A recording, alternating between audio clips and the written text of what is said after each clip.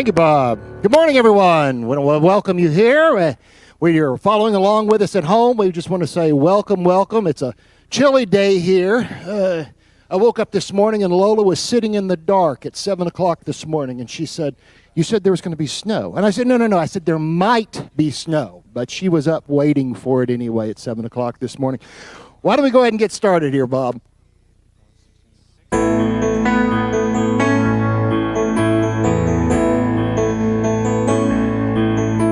The splendor of the King, clothed in majesty, let all the earth rejoice, let all the earth rejoice. He wraps himself in light, darkness tries to hide, and trembles at his voice, and trembles at his voice. How great is our God, sing with me, how great is our God, and all will see how great is our God. In age to age he stands, and time is in his hands, beginning and the end, beginning and the end.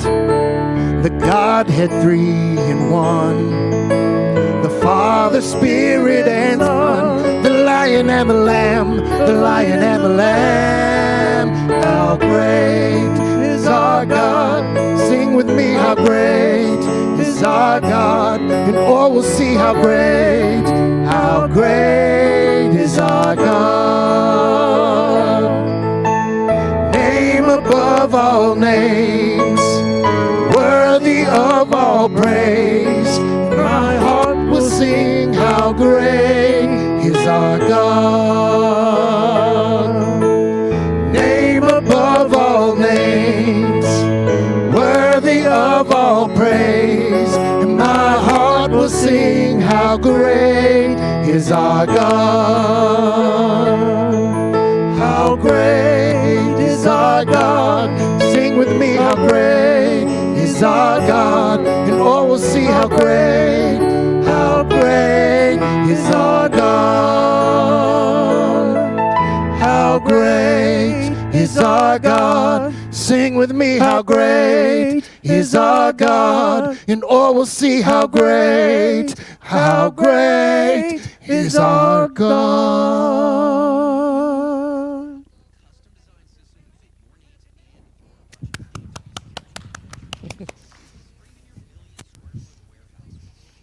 And good morning, everyone. I extend that same warm welcome to those who have been with us for many, many years and those who might be just now discovering us. We're glad you're here with us, and while Lola may have really wanted to have snow this morning, I have been praying hard that it waits until this afternoon so that we can have our in-person bylaws meeting here at 11:30, and then we'll all go to our separate homes to do our Zoom annual meeting. Everyone is invited to join us at the annual meeting, although only active voting members will be casting their votes for some of the decisions being made. But we hope you'll come and join us. The Zoom link is out there on our website, centerofunity.org, and we look forward to connecting, albeit virtually, with all of those in our community together. You know, I just invite you to join with me as we allow ourselves to fully be present in this experience, in this opportunity to connect in mind and in heart with that divine presence that we call God. So as we take just a moment and we breathe and we let go of all that has brought us to this moment, those who have traveled here to be a part of this service this morning and those who have tuned in to this live stream.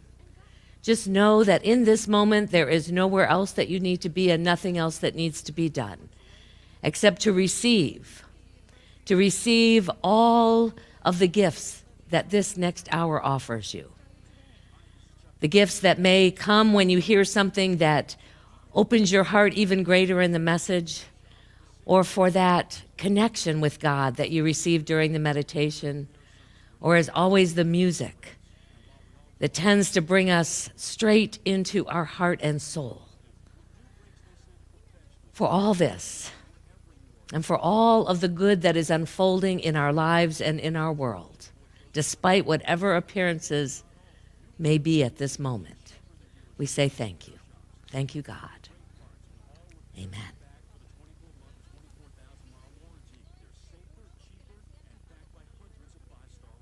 Good morning. We'd like to share the mission of the Center of Unity. We inspire spiritual growth through prayer, education, and sacred service. The vision of the Center of Unity, centered in God. We envision a world free of judgment and filled with love. Our core value for today is spirit-led. The definition: we are open to guidance from God and seek it in all that we do. A behavior we can measure, we follow the guidance gained through prayer and meditation. Now, it's through prayer and meditation one gains the total assurance that God is always present within and around us. God's unconditional love and immediate eagerness to be of comfort, guidance, and support fills us with the knowing that we are God's child. Through these spiritual moments in prayer, a light at the end of the tunnel brightly gleams, and guidance dispels the fears and the uncertainties. And so it is. Now, we would like to share our unity principles. There is one presence and one power in the universe and in our lives: God, the good omnipotent. The divinity is within all humankind. Jesus was not the exception, rather the example. We have direct access to God through prayer and meditation. Thoughts are things. We can demonstrate now the good we desire. And one thing that I love is our daily word, and I would like to share with you our daily word for today, which is prosperity. I claim prosperity now. When I feel tempted to wish for more prosperous life, I remind my prosperity begins at the level of my thinking. I focus my thoughts on the many blessings already in my life and feel grateful. From this place of gratitude, it becomes easy to notice more and more blessings all around me. This awareness helps me develop an attitude of prosperity. I tend to my thoughts of prosperity as though there are flowers in our garden. I plant them in good soil, and I nurture them with water and sunshine. This rich environment allows prospering ideas to take root and to grow. As I nurture these ideas, I am abundantly blessed in life, love, health, and joy. And this scripture is from Psalms chapter 36, verse 8. They feast on the abundance of your house, and you give them drink from the river of your delights.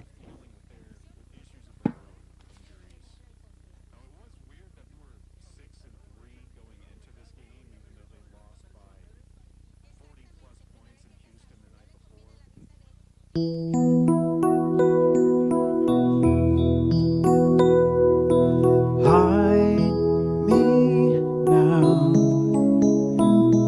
under your wing. Cover me within your mighty hand. When the oceans rise and thunders roar, I will soar with you above the storm. Father, you are king over the flood. I will be here, know you are God. Find rest, my soul in power alone. When I be in quietness alone, and when the oceans rise and thunders roar, I will soar with you above the storm. Father, you are king over the flood.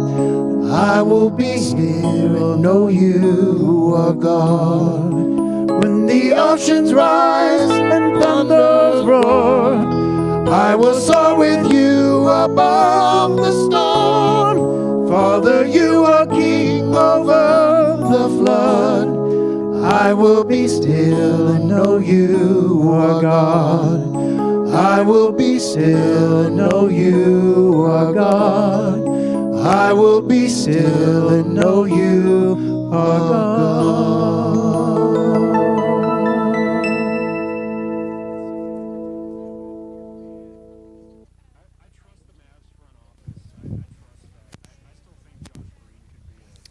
Miss Ganera, I'm going to come over here. You grab my talk for today, honey. It's all good. I'm going to let you have that. All right. We're sharing spaces. And I probably could do it without this, but I like the security of having my notes in front of me. So, this morning we are continuing our exploration of the different hallways that we perhaps find ourselves in at time. In fact, I think all of us have probably experienced many hallways in our life. And we're also moving on now to exploring spiritual practices that we can use to help support us during those times when we find ourselves challenged, when we find ourselves trying to navigate through change, perhaps often change that we've never actually moved through before, and ultimately the steps we can take to discover the light that's at the door. Ellen Davenport, the author of the book that we're using in our series, Hell in the Hallway, Light at the Door, describes the hallway as the place, sometimes it's a place we find ourselves in between jobs, between relationships. It might be during a major illness or after a permanent change like the one that we experience as death. The bottom line is life as you know it has ended in some form or another, and you're not quite sure about what's coming next. Often we find ourselves in a hallway, and our first impulse is to find a way out and find a way out as quickly as we can.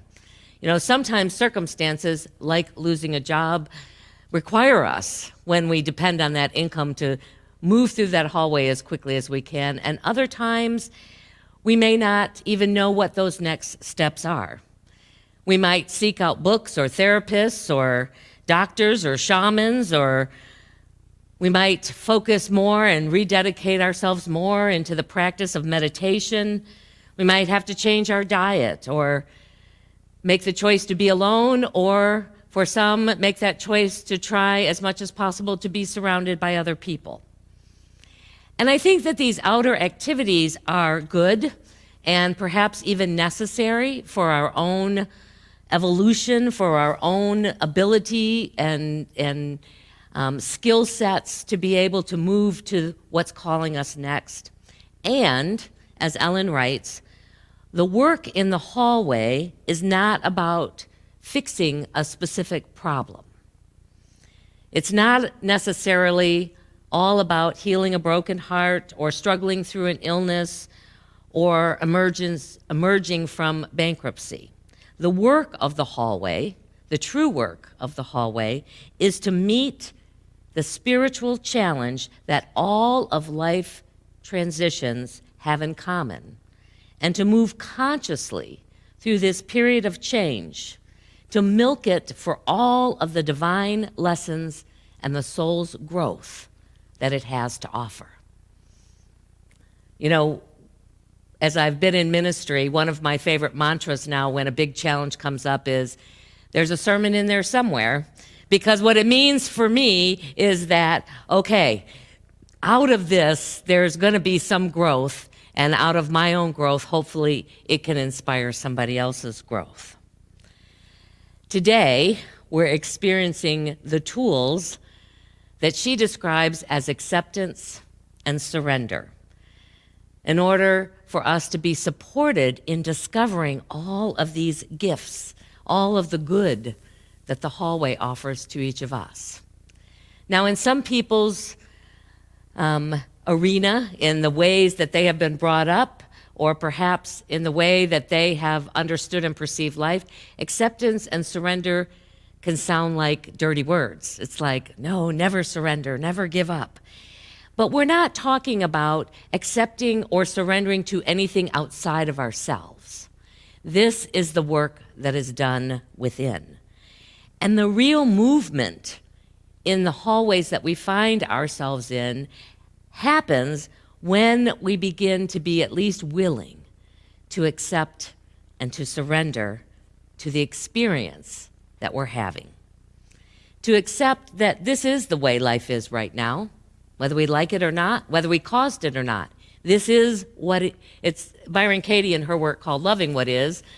I don't know if we can always get that far, but at least accepting what is a good starting point. Instead of railing against it, instead of complaining about it, instead of trying to make it go away, to just accept that this is where we are right now. And to use that acceptance to allow us to lean into whatever the pain is that we are experiencing in that moment.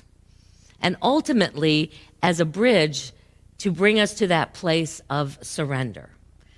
Again, not to anything outside of yourself, but to the power and to the wisdom and to the love that is always present for us, that is always within us when we can connect to it. You know, one of my most powerful and impactful surrender experiences was triggered by what I would deem now as a relatively minor event.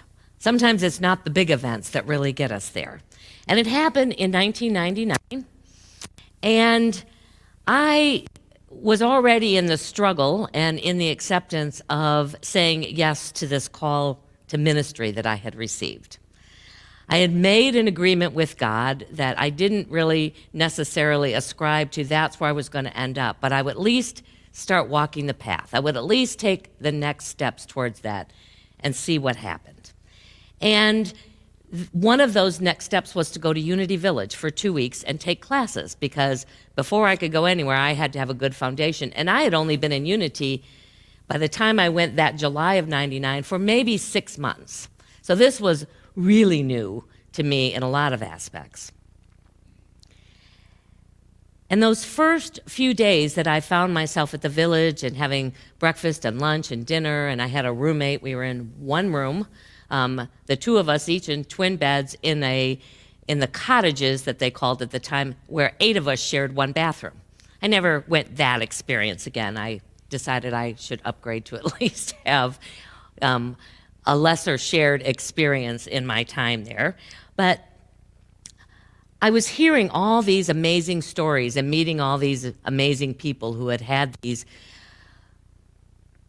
experiences that I really almost even couldn't relate with. They had all these mystical and spiritual adventures, and I was kind of feeling questionable about whether or not I would really fit in, whether this was something that I was worthy of in many aspects. And I probably wouldn't have articulated in that way at the time, but that's ultimately, as I look back, I was really in a hallway of unworthiness. And at that point in my life, and maybe a few of you can remember back to those days when I was first here in this community, the way I operated, the way I went and accelerated through corporate life and through all aspects of my life was by working hard. I planned a lot. Controlling things as much as I could was a big part of my energies and efforts. It's what made me feel safe at the time. You know, some might have called it a type A personality. And 3 of the 4 classes that I was taking that first week were just an enormous download of information. One was Bible Overview, which, even though I was a preacher's kid, it was all new information for me. And so I was working hard, trying to capture all this information and trying to make sure that, I could somehow amass it all, knowing that I might need it moving forward. But there was one class that was different, and it was a class that was called Discover the Power Within. And there was 80 of us in this class. This is back when classes used to be really large at the village. And our assignment for the week, there was no real lecture. We were split up into groups, and we were each given a chapter, and we were told that we needed to interpret that chapter, and as a group, and there was probably 10 in our group, present this at our assigned time throughout the week. And ours was not until Friday, so we had a lot of time the whole week to figure this out. And we would meet every day after classes were done and try and figure out how we were going to present this information. Well, my role in this, because again, I was focused on, okay, we got to get it scripted down, we got to figure out what we're going to do, we got to have a plan in place, I was mostly on the sidelines taking notes as the creatives were going, oh, what about, let's do this, and we were creating this skit, and what if so-and-so did that? And I couldn't even capture because it was changing so frequently. We'd get one thing, we'd have an agreement in the group, yeah, that's a good way to go, and somebody would say, oh, wait, I got another good idea. And by Wednesday, I was so frustrated with this process. It did not fit in my type A planning personality very well, that I finally, in frustration, just threw my notebook down, which had all of my notes from all of my classes in it, and was just sort of standing there like this, and then we were done, and I just said, forget it, there's no way I can plan or capture this, and we all went off to dinner, and realized about an hour and a half later that I had left my notebook sitting in the grass where we had been practicing, and went back to retrieve it, and it was gone. And I spent the next couple of hours checking with security, checking to see if anybody had turned it in, because this had all of my notes from all of my classes that I needed, and it never appeared. And by about 9 o'clock that night, I had found myself in a total meltdown. And I went to the Peace Chapel, which is a little chapel at Unity Village. It has about 6 chairs in it. It's very small. It's open 24/7. And I didn't sit in one of the chairs. I threw myself on the floor and was crying and it seemed a little over dramatic for what was happening, but it was the way I was feeling right now, and said, God, I don't get this. I don't understand. I don't know why I'm here. Why have you led me in this direction? I'll never do this. I went through a whole long thing, and till finally I had sort of, and I'm grateful there was nobody else in the room with me while I was having my meltdown. Finally, when I had just spent myself, I just surrendered. I said, I don't get it, I don't understand it, but I'm willing if this is what I'm supposed to do. And in that complete surrender, even to this day, I can feel it. A peace washed over me like I had never experienced before. I felt filled with a love that I had never experienced before. And as I just laid there and basked in that, because it was the most amazing experience that I'd had to date, there was a quiet whisper that kept assuring me I was right where I was supposed to be, that reminded me that I was wholly loved and wholly worthy of whatever it is that I chose to do in this life. And that left me with the resolve to commit. And one of the other little whispers was, just go with the flow. This is part of your journey, is to learn to go with the flow. It, for me, was an experience of what many would be called born again. This is what I experienced of what born again meant. And that one moment of surrender changed how I experienced life from that point forward. The next day, I just went in and went, what the heck, whatever, I'm here, just tell me what you want me to do when you want me to do it, I don't care anymore. And I ended up laughing And it was one of the most joy-filled experiences by the time we presented our skit. It was a mess. It was not well theatrically presented, but it was one of the most fun things I had ever been able to experience. And this new door that only opened through my ability to really surrender into this process beckoned me to begin to experience life from greater creativity, from greater intuition, from a greater sense of being present to what was going on around me rather than trying to control what was going on around me. Now, don't get me wrong, I still like to have a plan. I do. As those who are working with me now, I like to have a good plan in place, and I've learned that there's a lot of spiritual flexibility in that. I can go with the flow when the plan goes awry.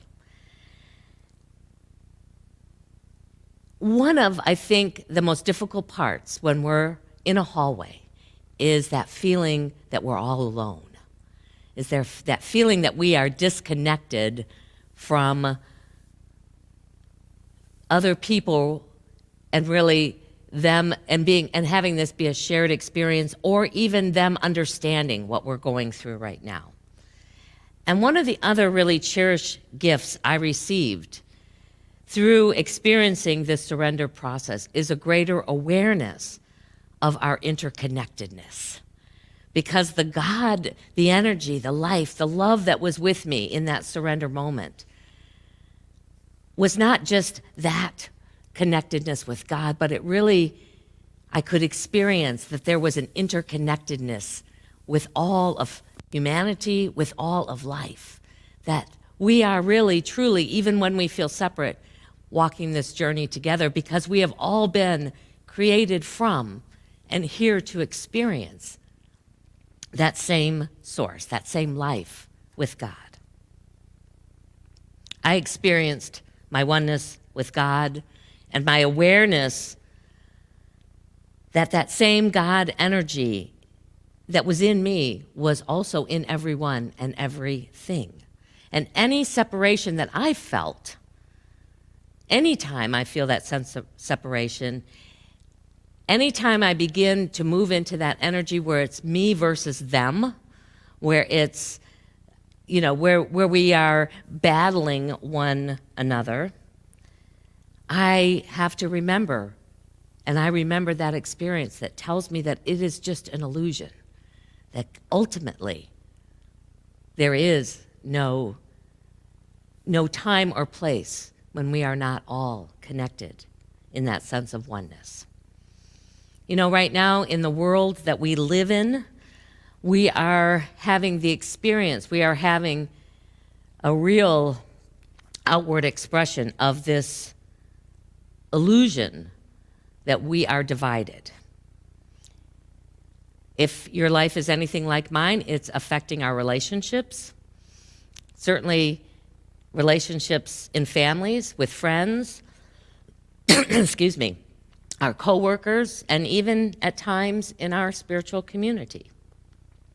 And you add in a pandemic and the many changes and turmoil specific to this community that you've experienced over the past several years, it is really not a surprise that in our humanity, we are feeling at times upset or angry or hurt or unclear about how it is that we move forward through any of it.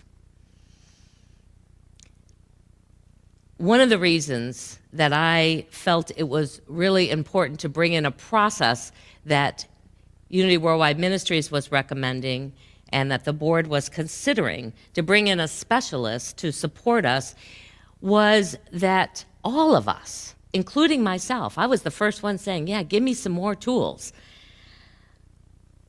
are called right now to increase our capacity to develop heart-centered communication. We can disagree, but how we go about disagreeing impacts our relationships. I felt that this was so important that I offered and asked the board to agree to cover the cost of this by reducing my salary. I did not want this to impact, and I knew that the board had already been, navigating through challenging financial circumstances brought on by a lot of these changes in the past year. And I also knew it was a priority that we continue to pay our staff and the bills that we needed to have. And so we have moved forward with that. And over the next 12 weeks, we are offering ways for this community to really up their skill level, to add to their toolbox a way that we can communicate that is heart-centered, that is a way that we can hear each other from a perspective that allows us to really engage in that. So we have hired Karen Starr. She's a certified trainer with the Center for Nonviolent Communication. She's gotten really good reviews in the way she's been able to work with other churches. And she is going to be here virtually to support us in learning, in practicing, and having courageous conversations with compassionate communication. She also works with a lot of nonprofits, so it's not just, this is about good communication and it's tools that we need in every area of our life. It's not just about what we need in our community, but how we can really bring this to bear in all of our interactions in the world that we live in. Each of us, in every moment that we are together, she writes, impacts the community to which we are integral, whatever those communities are, and whether we are conscious of it or not. And each of us is responsible for the health and the vitality of that community and the fulfillment of our shared purpose. So she is offering a number of workshops, and one of those is coming up real quickly, which is why I want to make you aware of that. So she will be offering to the community 3 workshops over the next the next 6 weeks or so, and then later a 7-week evening series to continue our practice of this with each other. And she will also be working with the board and with the staff so that we also have this same clear, heartfelt, compassionate communication with each other. So the first workshop is this Saturday, January the 16th. It's from 1 to 4 p.m. It's virtual, so no matter where you live, you can be a part of it, and there is no cost to you individually other than how you have supported this church to attend it. And this workshop will give us the tools to communicate while taking inventory of our existing relationships, while allowing us to mourn and celebrate those relationships that might have ended, and ways of creating new, lasting relationships. We will work as a community to explore our individual and collective power and to look at the value of agreements, how to make and how to break agreements with care, and communicate in a needs-based way. And so everyone is really invited and encouraged to attend. We ask that you sign up, and when you do, you will be given the link that will bring you into that Zoom session. And you can register by just clicking on the picture that you find on our homepage or in your e-news or in your newsletter. And if you're having trouble with any of that, please call the church office and we will make sure that happens for you. There's nothing you need to buy. If you're interested, the book that she's basing a lot of her work on is called Nonviolent Communication by Marshall Rosenberg, and you can purchase one of those books if you like, but it's not necessary, at least for these workshops. You know, these are life skills and they're practices that will have a positive impact with all of our relationships, and I believe are vital for us as Center of Unity to be able to fulfill our mission of inspiring spiritual growth in our world. Remember, we have come here to be the example. In fact, I believe in this process, and I believe in the difference that it will make, and the difference that your attendance will make in this so much, that I have chosen to use my stimulus money, which I haven't gotten yet, but I know is on the way, to offer a $20 gift certificate to anyone who completes all 3 workshops. They will be to Starbucks or to Amazon or to Target, and you just have to register and show up, and then I will make sure that you get that appreciation for investing your time and your heart in this process. One of the most difficult aspects of the practice of acceptance and surrender, at least for me, is giving up my stubborn belief that life should be fair or make any sense at any given moment. It's difficult, but this practice allows me to be in that space even when I don't understand it. And Reverend Ellen reminds us that we live in a paradox, a state in which two things that appear to be opposites are both true. We are both powerless to change what has happened and power-filled to design our lives, our experience from this point forward. This is the space, this is the place that creates an opening for the divine presence of God, of peace, to move into our space, to move into our experience. I want to leave you with this one thing. There was one part in the book, and I swear to God, she wrote it more eloquently than I ever could have, but they were my words. And it was on page 108, especially around that experience I had at Unity Village almost 20 years ago. And she was talking about her own experience in ministry, but she said this. She said, "I am certain to this day that God held my hand through the hallway, because left to my own devices, I would have cut and run. I'm as grateful as I know how to be for having walked and being led through that hallway." So our invitation this week is at least to step into the place of being willing, even if we aren't fully ready to allow it, but to be willing and to be open and to look for those places in our hallway where we can begin to practice some level of acceptance and surrender right where we are, to offer our hand to the divine and allow God to lead the way. So I invite you to join with me. We're going to start that work right now. As we move into our time of meditation, I just invite you to perhaps allow yourself to move until you're comfortable where you are, to shut those outer eyes so that we can see more fully through the eyes of our heart, and to breathe into this time, into this place, and into the gifts that might be present for us. And as you just allow your breath to bring you into a greater awareness of your body, of the thoughts floating through your mind, and as you place your attention on it, to your heart as it expands, simply by your noticing it.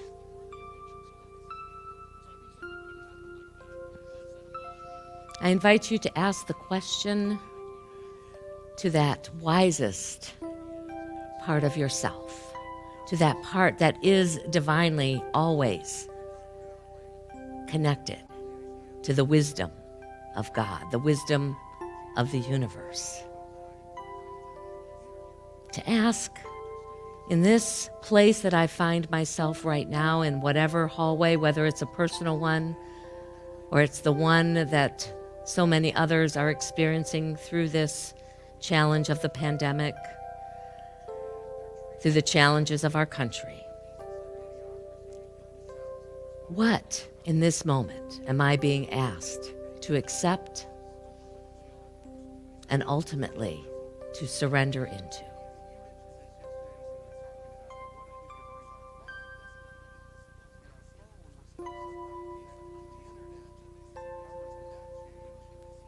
And if you're willing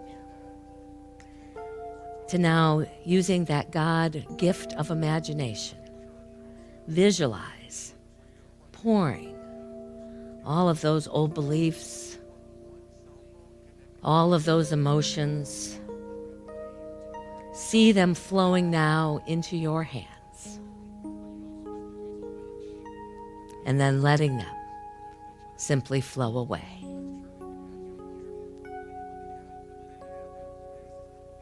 And as you breathe in that next breath, feeling that space filled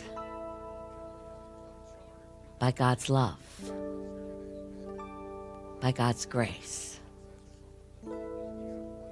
by God's wisdom. Offer your empty hands, your willingness to allow the guidance of the heart to lead the way. You might even feel that energy of God filling your hand, beckoning you into new life, into light at the door.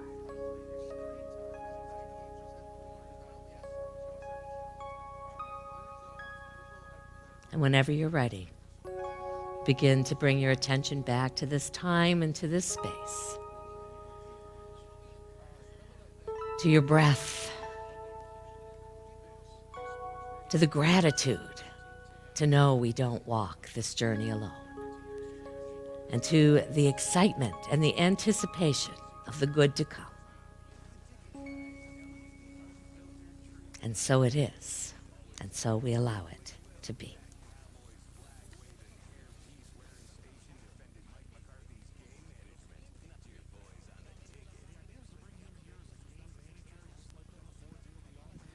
Thank you, Reverend Linda. That was just beautiful. I got a lot out of that.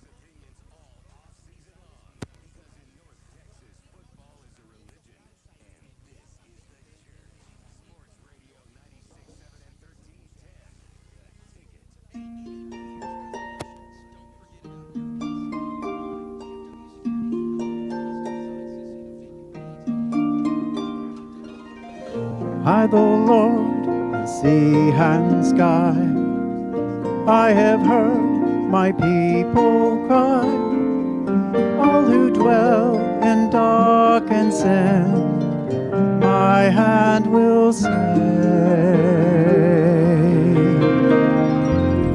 I who made the stars of night, I will make the darkness bright. Who will bear my light to them? Whom shall I send? Here I am, Lord. Is it I, Lord? I have heard you calling in the night. I will go, Lord. If you lead me, I will hold your people in my heart.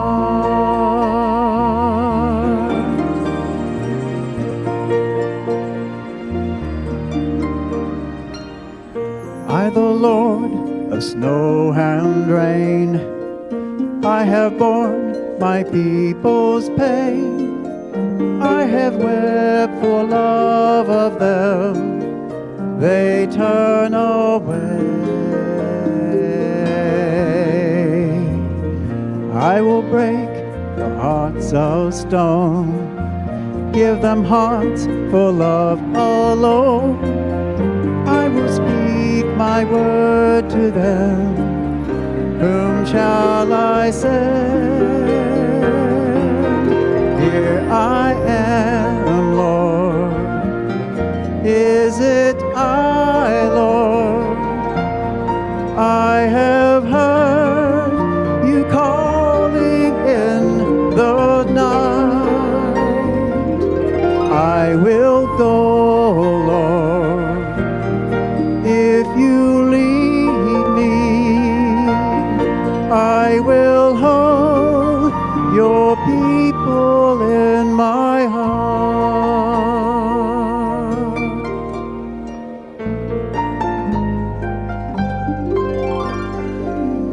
I, the Lord, a wind and flame.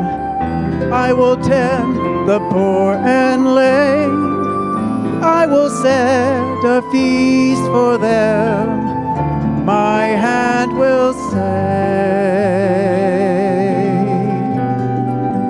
finest bread I will provide, till their hearts be satisfied. I will give my life to them. Whom shall I send? Here I am, Lord. Is it I, Lord? I have heard you calling in the night. I will go, Lord, if you lead me. I will hold your people in my heart, my heart. I will hold your people in my heart, my heart.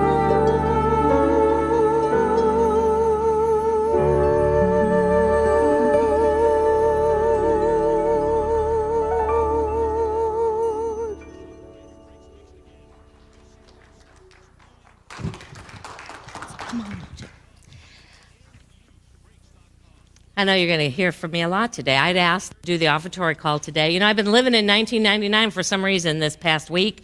Because it was in 1999, I took my first 4T class here at Center of Unity and began my spiritual adventure of the practice of tithing. And in that class, we were told to give our tithe to where we were being spiritually fed. And I have been a practicing tither over the last 20 years, and it has also evolved. I see myself as practicing generous giving. And I focus on how I give. I look at it this way. I said, I want to give to more of what I want to see expand and grow and thrive in the world. And I'm so grateful for the many consistent, generous givers that are a part of this community and that have allowed Center of Unity to continue even through whatever challenges they've experienced over the past few years. And I just wanted to extend an invitation to those who perhaps have recently discovered us or maybe even rediscovered us to consider this idea of giving generously to wherever you want to see that energy grow and thrive. And I certainly pray Center of Unity is one of those places so that we can continue to bring our light, our message, especially the message of love, which I think is so needed in this world right now, and to continue to bless this world. And so I invite you to join with me now, and let us take all that we give in that energy of generosity and love and bless it together. Divine love, as me, blesses and multiplies all that I give, all that I receive, and all that I am. Sorry, I had to make sure I was saying it right. Every Unity Church says it different, so I'm having to re-get my brain trained. Come on up, Kenny. Wowza, wowza, wowza. What an inspiring message today. Wow. Makes me want to go home and shed this skin because I know something bigger's coming. So take this moment just to welcome all the new visitors and any visitors that haven't been here for a while and come back. If you'll go to www.centerofunity.org/connect, fill out the information there. We sure would be glad to know that you were here. Thank you. And I'm just going to briefly step back in and do our appreciation. I also asked to do this because this morning I really would like to extend and have them feel your appreciation to our staff and to our board of directors. You know, some of you may not be aware that after Reverend Gio resigned and in the midst of some financial challenges that were happening here, the board made the decision, a difficult decision, to eliminate the marketing and media position and the administrator's assistant position and cut the administrator's staff salary by half and the time. And upon hearing this news, Amber and Karen and Mary all agreed to continue their duties for either the no pay or half pay. And I'm so grateful to each of them as I was stepping into this ministry to have their support. And they all continued to go over and above the work that they were doing because I think they loved this community. They are committed to this community. And I'm also grateful that that salary pause in December and in anticipation of the PPP loan that we are expecting to receive in this next round of support offered by the government to help cover those kinds of employee costs and expenses, that their salaries have been restored as of January the 3rd. So I'm grateful to each of them and for the work that they continue to do here. And I also really want to extend my appreciation and gratitude to those who are serving on the board. Those who have served these past couple of years, and I know I see a few other even board members before that, have faced many challenges. And yet they continue to show up every month. This would have been one of those hallways for me that, if I did not have a good spiritual foundation, I would have cut and run. Because they don't get paid at all. They are doing this out of their love and their commitment to this community. And I know that each and every one of them, while at times it might have been imperfect, has done their very best with the best of their abilities and with love in their hearts to serve this community. And it's not an easy job with so many diverse opinions and perspectives that make up this whole community. So I'm grateful for their willingness to be in this process and continue to strive to do the very best to shepherd us through these unprecedented times. So I ask you to join with me to extend the unity blessing to both the staff and the board and the way in which they continue to serve this community. If you don't know it, just follow along with me, or you might have heard it before. It says, so we're going to say staff and board. We love you, we bless you, we appreciate you, and we behold the Christ presence in you.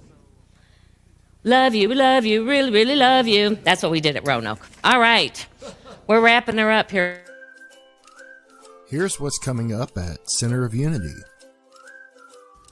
Be sure to join us after church for our bylaw and annual membership meetings. We'll need a membership quorum in person in the sanctuary at 11:30 a.m. to vote on the proposed bylaw changes.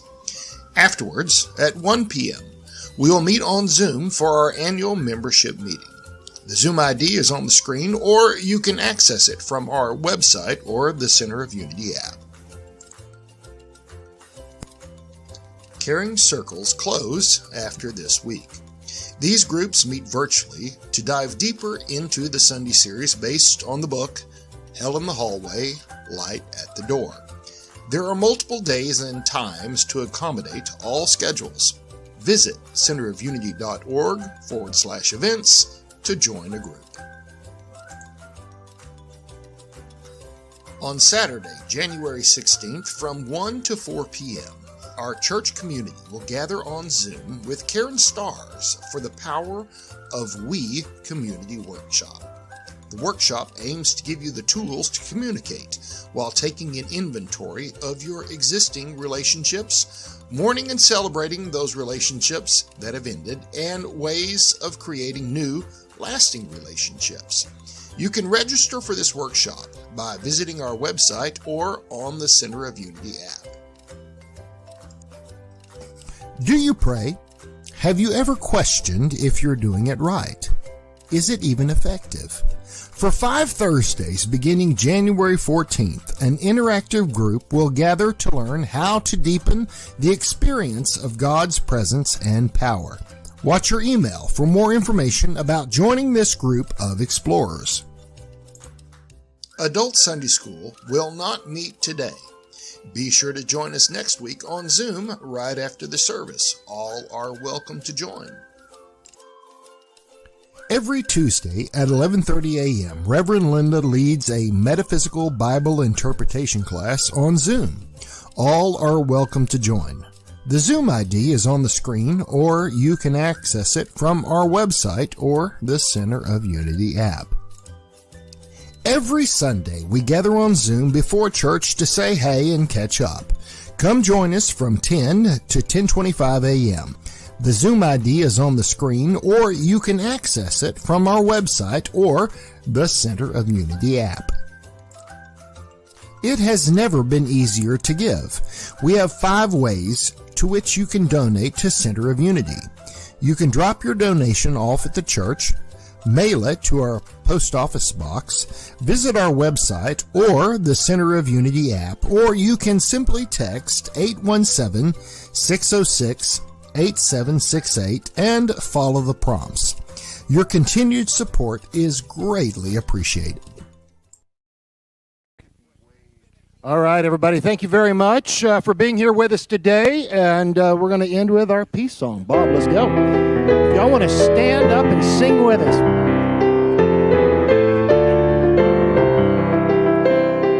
Let there be peace on earth, and let it begin with me.